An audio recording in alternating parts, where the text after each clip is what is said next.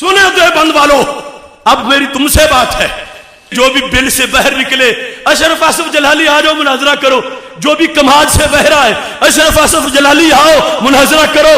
میں کہتا ہوں پہلے ساجد میر سے تو پوچھ کے آؤ، پہلے عبدالرشید جلن کی بواسیر کا تو علاج کروا لو۔ تم عدم اعتماد کر دیا ہے سعودی عرب والوں نے، ریال کھا کھا کے تم کچھ نہیں کر سکے۔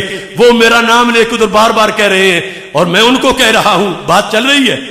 پورے پاکستان میں تم سر فہرست مانتے ہو تقی عثمانی کو، میں حاضر دماغ ہو کر اس مسجد میں اعلان کر رہا ہوں، جس کوٹ کے اندر جس چینل پر مجھے تم اپنے شیخ الاسلام تقی عثمانی کے سامنے بٹھاؤ گے، میں ثابت کروں گا کہ امام احمد رضا نے دیوبند والوں پر فتویٰ سچا لگایا تھا۔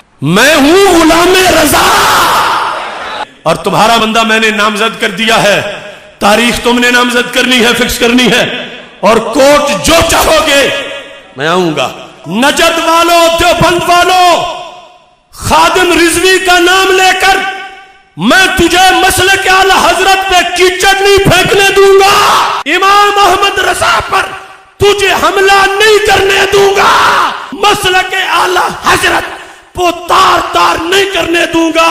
مسلک اعلی حضرت قرآن ہے، ایمان ہے، یہ میرا عقیدہ ہے۔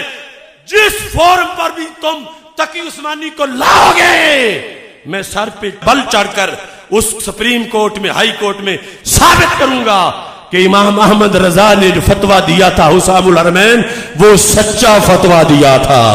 آج ہماری تحریک پر آ کے جھنڈے گاڑنا چاہتے ہو، اس قاتل جماعت کے جس نے سلیم قادری جیسے کتنے لوگوں کو شہید کیا۔ ہم کچے نہیں، حافظ الحدیث نے ہمیں پکا سبق پڑھایا ہے۔